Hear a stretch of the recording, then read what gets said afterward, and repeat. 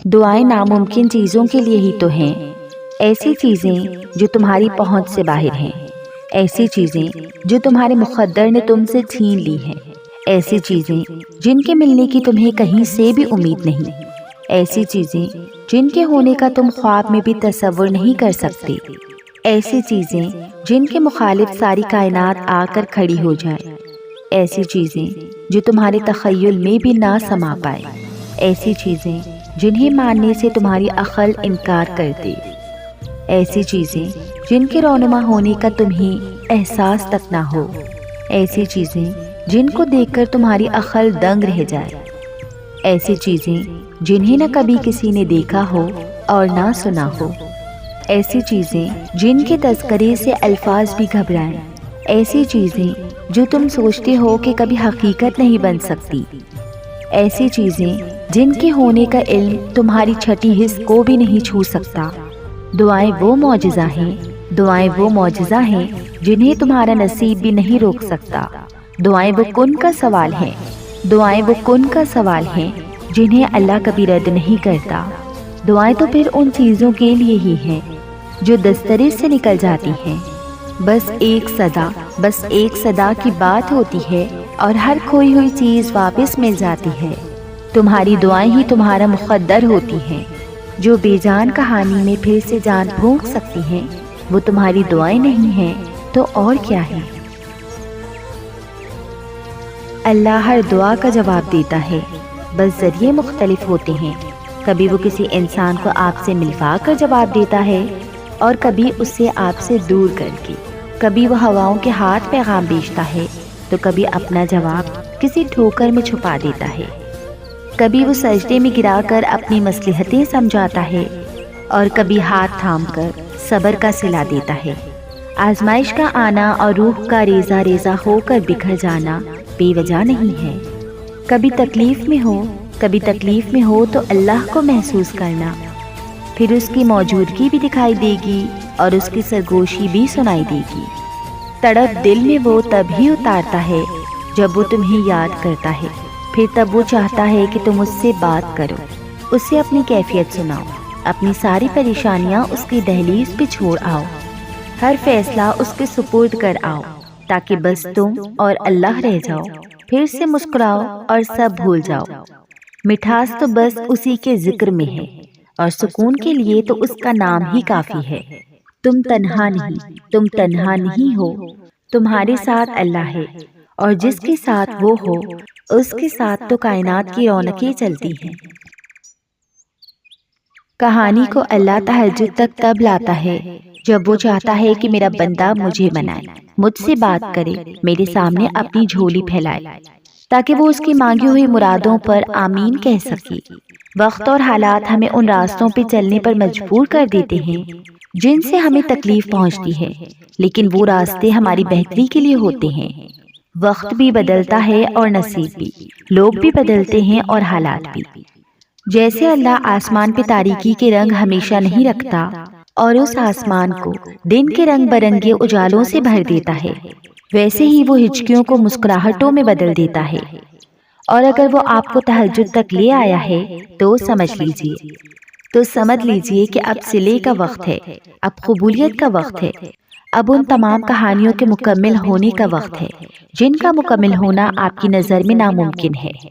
جو محبتوں کا بادشاہ ہے، وہ کیسے آپ کی محبت نامکمل رہنے دے گا؟ وہ سن لے گا اور اختتام میں سب عطا کر کے اس مایوس دل کو شرمسار کر دے گا۔ تہجد کا سجدہ اپنے آپ میں ہی بہت طاقت رکھتا ہے، اور وقت تہجد مانگی جانے والی دعاؤں کی شدت کا مقابلہ کوئی بھی نہیں کر سکتا، یہاں تک کہ نصیب بھی نہیں۔ اللہ سے انسان کا صرف عبادت کا تعلق نہیں ہے، بلکہ سب سے پہلا تعلق جو اللہ اور انسان کے درمیان قائم ہوا وہ محبت کا تھا اور محبت کا ہے اور محبت کا ہی رہے گا۔ انسان کو یہ مان کہ وہ محبت کرتا ہے مجھ سے، اور اللہ کو یہ مان کہ میرا بندہ یقین رکھے گا مجھ پر۔ ہم تو شاید اس کا مان سلامت نہیں رکھ سکتے، مگر حیرت ہے کہ اس کی محبت میں پھر بھی کوئی کمی نہیں آئی۔ وہ کئی نافرمانیوں کے بعد بھی ہمیں سنتا ہے، ہماری دعائیں قبول کرتا ہے، ہماری تکلیف کو سمجھتا ہے۔ اور جانتے ہو یقین کیا ہے؟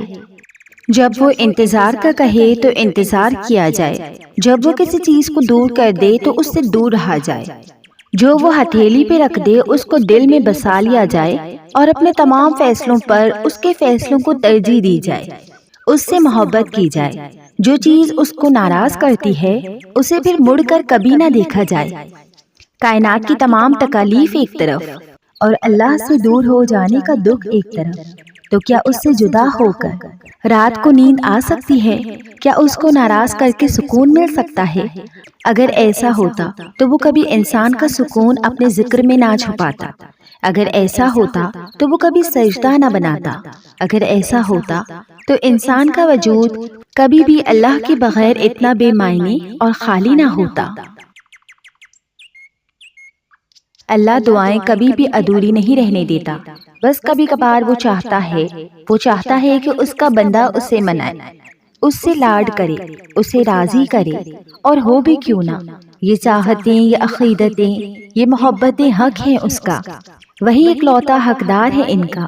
وہ تو ناراض بھی ہو تو تب بھی محبت کرنا نہیں چھوڑتا، اس کی تو ناراضگی بھی اتنی پیاری ہوتی ہے۔ ضد تو ہم کرتے ہیں، وہ تو راضی ہو جاتا ہے اور پھر اتنا عطا کر دیتا ہے جس کے ہم قابل بھی نہیں ہوتے۔ تو پھر تمہیں ایسا کیوں لگتا ہے کہ وہ تمہیں سنتا نہیں ہے؟ وہ جس کی دسترس میں دو جہانوں کی بادشاہت ہے، اس کے لیے بھلا تمہاری تکلیف کو دور کرنا کیا مشکل؟ تم ایک دفعہ ہاتھ تو اٹھاؤ، بس ایک دفعہ جھولی تو پھیلاؤ۔ پہلا سجدہ اس کی چاہت کا کرو گی نا، تو دوسرے سجدے پہ وہ تمہیں تمہاری چاہت سے نواز دے گا۔ بس ایک دفعہ اللہ کے لیے چاہ کر دیکھو، اور پھر دیکھو ہوتا کیا کیا ہے۔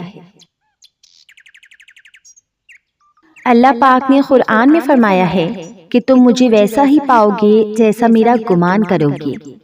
یہ ہم سب پڑھتے ہیں لیکن سمجھتے نہیں۔ کیا تم جانتے ہو کہ جب حضرت موسیٰ علیہ السلام کے پیچھے فوج لگی ہوئی تھی تب اللہ نے کیوں سمندر کو دو حصوں میں بانٹ دیا؟ کیا تم جانتے ہو کہ جب حضرت ابراہیم کو آگ میں جانے کا حکم دیا گیا تو اس نے کیوں آگ کو ٹھنڈا کر دیا؟ کیا تم جانتے ہو کہ اس نے یوسف علیہ السلام کو کیوں کنویں میں بھی پالا؟ کیا تم جانتے ہو کہ اس نے حضرت ہاجرہ کو صحرا کے درمیان میں زمزم کیوں دیا؟ کیوں اس نے حضرت یونس علیہ السلام کو مچھلی کے پیٹ میں محفوظ رکھا؟ کیوں اس نے زکریا کو عمر کے آخری حصے میں پہلی اولاد سے نوازا؟ ان سب میں بس ایک چیز مشابہ تھی، یقین، صرف اس لیے کہ ان میں سے کسی نے ہمت نہیں ہاری، انہوں نے یقین رکھا کہ خدا راستہ نکالے گا، اور دیکھو خدا نے راستہ نکالا۔ وہ سب اس پہ یقین رکھ کر آگے بڑھتے رہے، اور دیکھو اس رب نے بھی انہیں مایوس نہیں کیا۔ اور توکل تو یہی ہے کہ راستہ نہ ہو اور تم کہو کہ اللہ راستہ بنانے والا ہے۔ جب تم اس کا اچھا گمان کرو گے تو تم یقیناً سب اچھا ہی پاؤ گے، اور پھر دیکھو راہیں وہاں سے کھلیں گی جہاں تمہارا وہم و گمان بھی نہیں جا سکتا۔ میں نے اللہ کو پہچانا ارادوں کے ٹوٹ جانے، نیتوں کے بدل جانے اور ہمتوں کے پست ہو جانے سے۔ اس فرمان کی وضاحت میں کہنا چاہوں گی کہ چیزوں کی شناخت اپنی ضد سے ہوتی ہے۔ ہماری کوشش، ہمارا ارادہ، ہماری ہمت، ہمارا برم ہوتے ہیں، مگر اس برم کا ٹوٹنا ہمیں یہ احساس دلاتا ہے کہ کوئی ہے جو ہم پر برتری رکھتا ہے اور ہمارے ارادے اور نیت کو بدل سکتا ہے اور ہماری ہمت کو پست کر سکتا ہے۔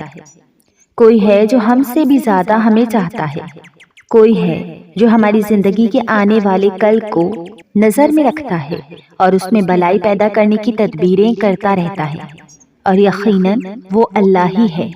ہم انسان اپنی سوچ، اپنے مفاد اور اپنے خواہشات کے مطابق پیدا ہونے والے حالات کو اچھا برا جو بھی سمجھتے ہوں، مگر اللہ کی طرف سے اس میں انسان کے لیے بھلائی ہی ہوتی ہے۔